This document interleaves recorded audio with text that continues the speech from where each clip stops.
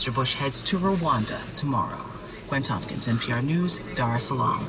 Kenya has fallen into deadly violence after a disputed presidential election last month. And that's where Secretary of State Condoleezza Rice is today. She says she will push the country's leaders to come to a power-sharing deal. Kenya's got to overcome this current political crisis with a government that can gain the confidence of the Kenyan people. But Kenyan officials have bristled at Western pressure for a quick deal.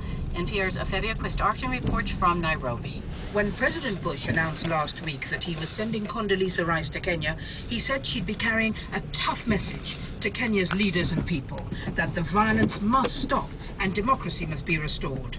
Washington had said it was not planning to dictate terms, but to help speed up the negotiating process, hopeful of a power-sharing agreement. But Kenya's Foreign Minister, Moses Wetangula, warned against outside pressure to force a deal. We encourage our friends to support us, to encourage us, but not to make any mistake of putting a gun on anybody's head and say either or, because that cannot work. The Foreign Minister added that the answer to the crisis must be homegrown.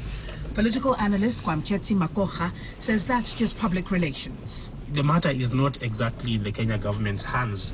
The first demonstration of that was when it failed to keep law and order, so it has to take instructions and suggestions from other people. After unprecedented ethnic and communal violence triggered by December's disputed presidential election results, there's been mounting international pressure on Kenya's feuding leaders, President Mwai Kibaki and his opposition rival Raila Odinga, to reach a settlement. Former UN Secretary-General Kofi Annan's mediation efforts have made some progress, but after 3 weeks of negotiations, there's still no agreement on sharing power. Analyst Kwamchetsi Makoha says it's unlikely Secretary Rice will deliver a deal, but her visit should act as a prod, a little tough love. Yes, there is a need for her to be there because I think it brings a bit of bribery and a few threats in fairly and diplomatic language behind closed doors. And America is concerned that the region does not go to seed entirely. Kenya is hugely strategic, so Washington and other governments want to see the trouble here end. Chief mediator Kofi Annan said he welcomed the backing of Condoleezza Rice, but will her presence add muscle? Obviously, she's coming from a powerful country, and this is not one of those situations where muscles always play a role. She's coming to let the Kenyans know they're not alone, and their friends in the international community are pleading with them, and they want to see this issue settled as quickly as possible. On whose terms? Again, Kenya's Foreign Minister, Moses Wetangula. We have many examples from all over the world where hurried, rushed agreements reached through amnesty have collapsed as soon as they're signed, before even the ink dries. Words that could be interpreted as brinkmanship or a warning against a quick fix. Afebia Quist-Arton, NPR News, Nairobi.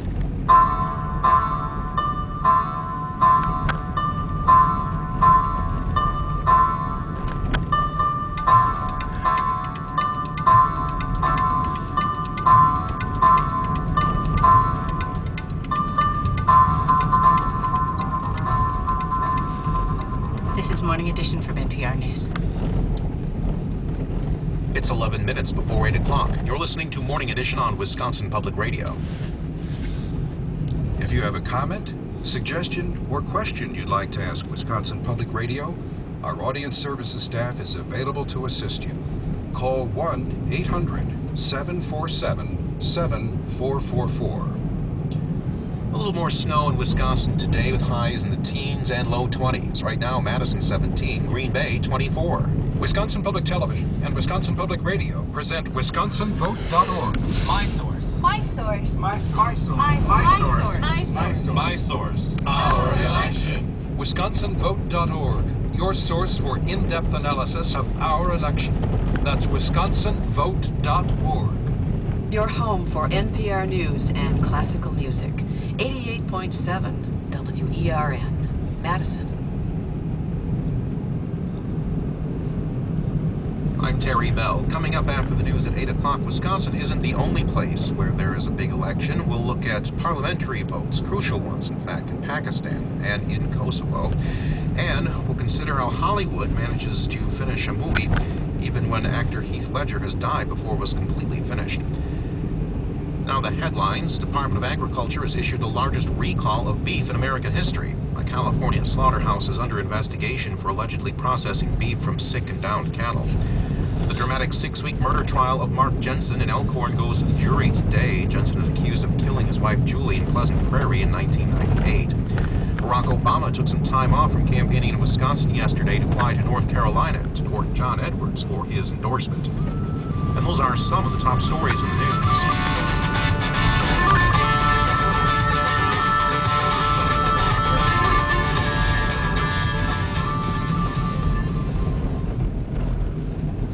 The American Film Institute defines an iconic villain as a character whose wickedness of mind and will to power may still, in the end, mask a tragic side.